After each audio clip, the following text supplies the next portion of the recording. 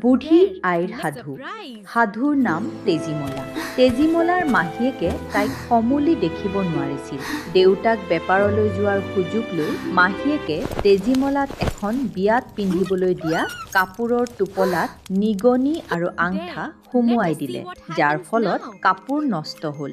এই অজুহাততে মাহীয়েকে তেজীমলাক ঢেঁকীশালত হাত খুন্দি ঘৰৰ পৰা বাহিৰ কৰি দিলে। তেজীমলাৰ মৃত্যুৰ পিছত তাইৰ মৰাচৰ পৰা লাও গছ, তাৰপিছত জৰা গছ আৰু শেষত নৈত পদুম ফুল হৈ জন্ম ল'লে।